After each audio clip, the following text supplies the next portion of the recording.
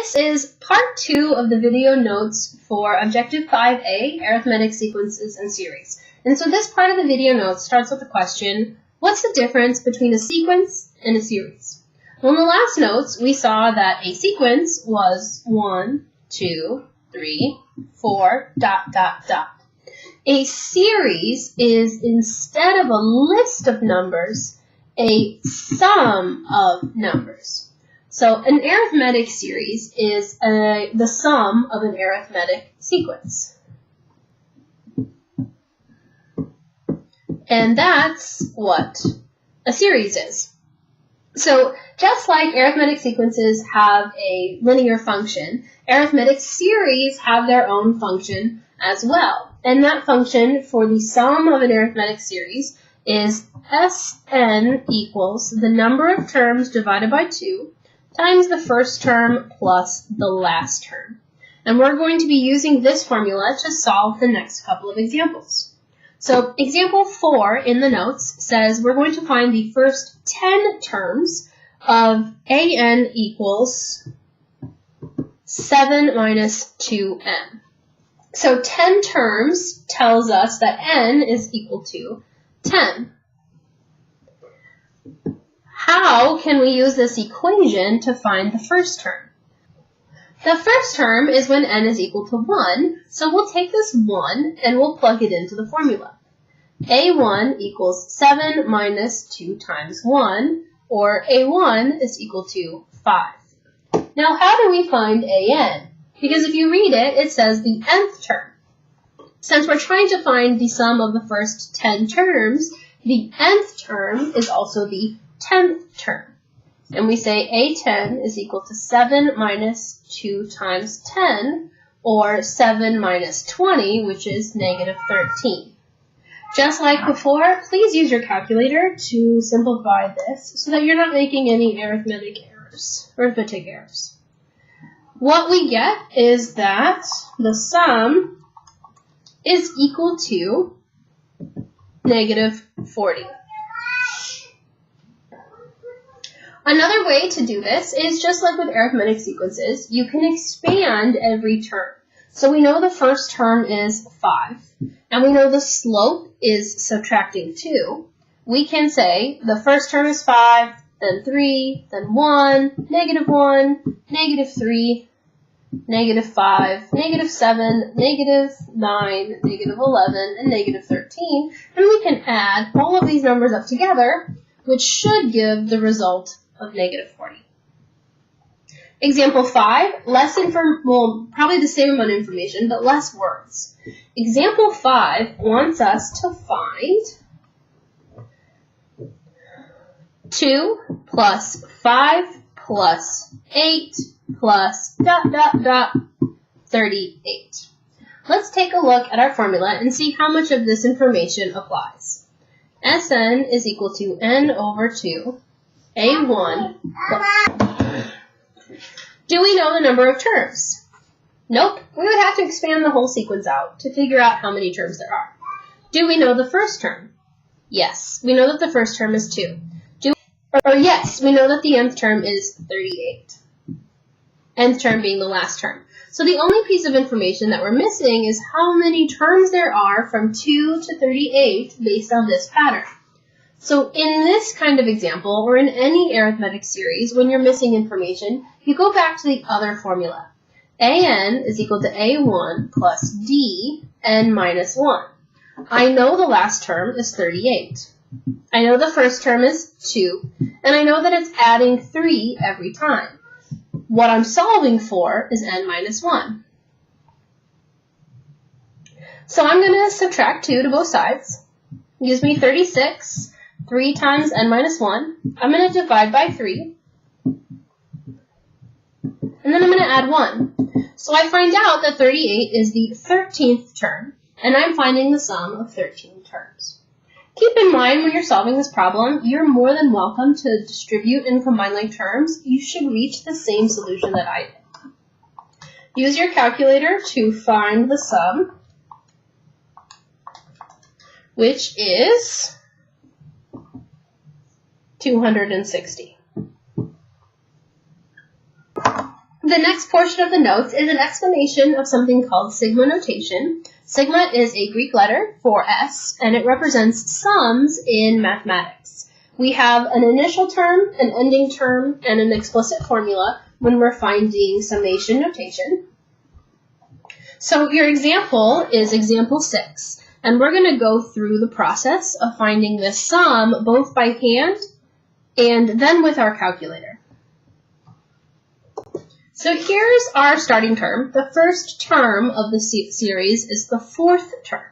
The last term of the series is the 24th term, and the function for the series is I plus 2. So we've got a slope of 1 each time.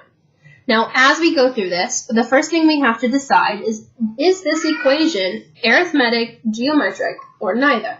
And we haven't seen geometric series yet, so what I'm really asking you at this point is this an arithmetic pattern? I plus 2.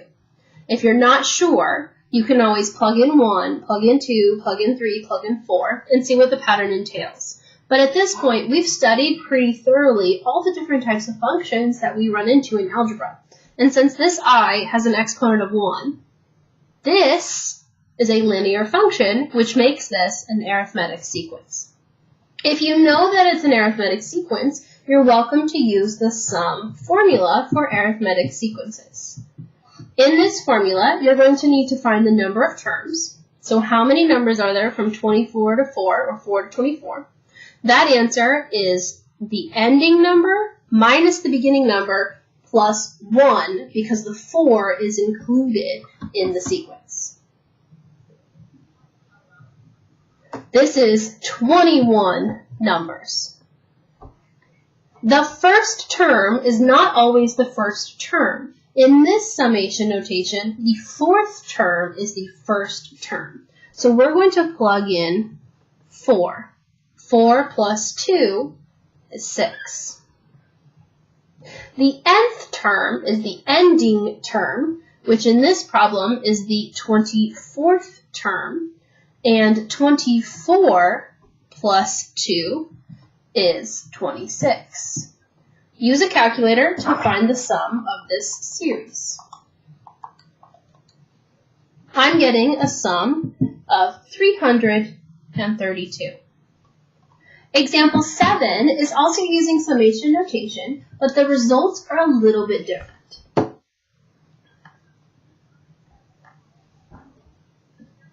For example 7, we have n equals 1 and 5, and the equation is n squared. This is not an arithmetic sequence because this is not a linear function. If your sequence is not arithmetic, and by default this one's also not geometric, then we have to expand the series one term at a time. So we are going to plug in 1, 2, 3, 4 until we get to the ending, which is 5. Mama.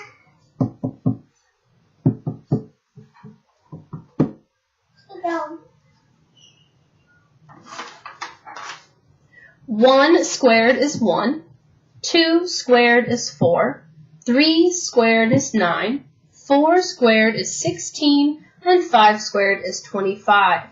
Add them all up, and you get the sum is 55. Sums can also be found in your calculator, which is more than welcome. However, keep in mind, I will ask for justifying scratch work, and what you've typed in your calculator won't count. If you go to your math menu, if you have a TI 84 or higher, there is a summation option in the math menu. So find summation right above log base. It will pop up a full summation notation setup. And so we're going to say x equals 1.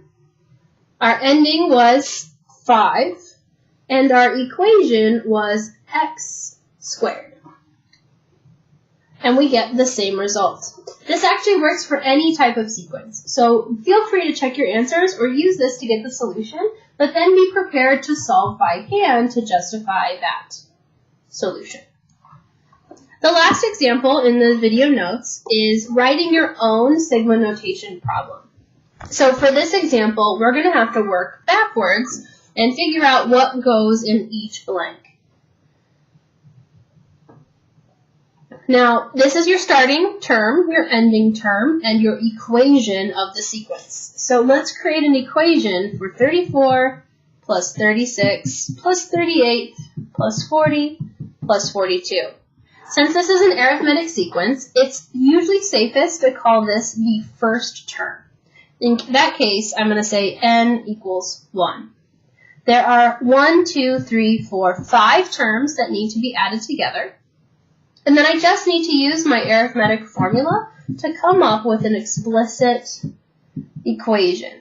So an is equal to the first term plus the difference, which in this example is 2, n minus 1.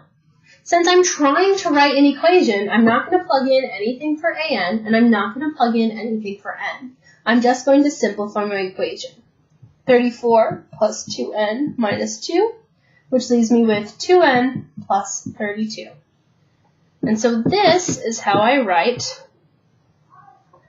the sigma notation for an arithmetic series. This concludes part 2 of the video notes for Objective 5A, Arithmetic Sequences and Series.